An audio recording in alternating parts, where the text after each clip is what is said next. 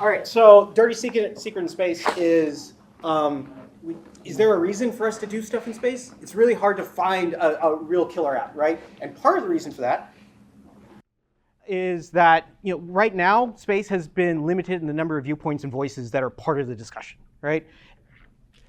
One way to fix that is to make it more accessible and make it so that people across the planet, across different cultures and countries that are not normally part of the table of entities that are discussing what we do in space, making it so that they can meet, share experiences, share cultures around a common focus of what humanity should do in space. This idea of an interplanetary curriculum would focus on classes that address things as things that we typically think of: science, engineering, how we live in space, how we work in space, but also what we do as humans in space, right? How do we tell stories in space? How do we make food for each other in space? How do we interact with each other in space? This is, I think, something that we don't necessarily think of a whole lot. Maybe people in this room do, but people in my world definitely do not when we think about technology development for space. And the idea is that we'd start this initially as a curriculum, a terrestrial curriculum, and then really start to move it towards this idea of a study abroad in space, right? This immersion, this idea of being in an environment that is completely alien to what you are used to in your day-to-day life. It fundamentally changes people. Anybody who's been outside of their own home country for some period of time knows how it fundamentally changes your viewpoint on things. Space is no different. And by getting more people across more different, more experiences to experience that, I think makes it more likely that humanity will move out into space, do things in space in a more productive way, in a more sustainable way, in a way that benefits all of humanity rather than small subsets of humanity. For 2035, we imagine a section of perhaps Orbital Reef or some other platform where you would have a classroom where students could pitch ideas. They might have a plan as part of their selection criteria to be part of this effort, this experiment.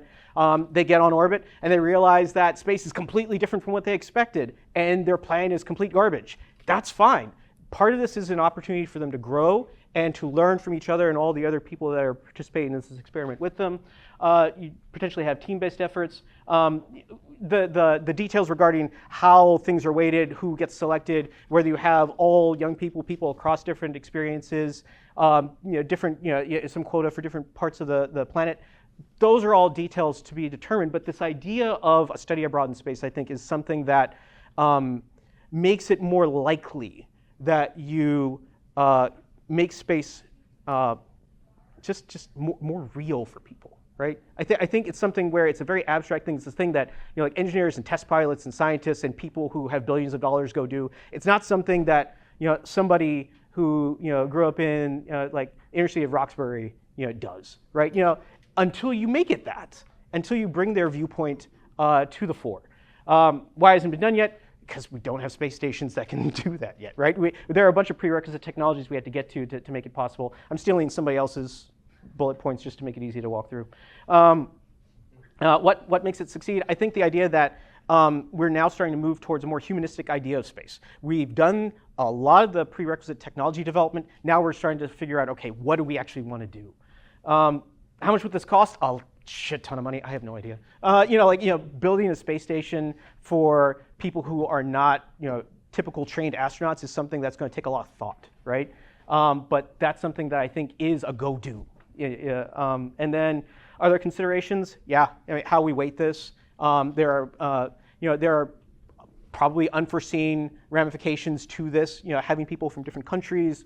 But I feel like some of those things are actually good things, right? When you have people in an environment where they're together, where you don't have borders, where you don't have nationalistic tendencies perhaps, and you see somebody face to face in this completely alien environment that's hostile to all humans, I think that leads to new opportunities for growth and for continued development. So. Cool. We're at time. Yeah. Thank you.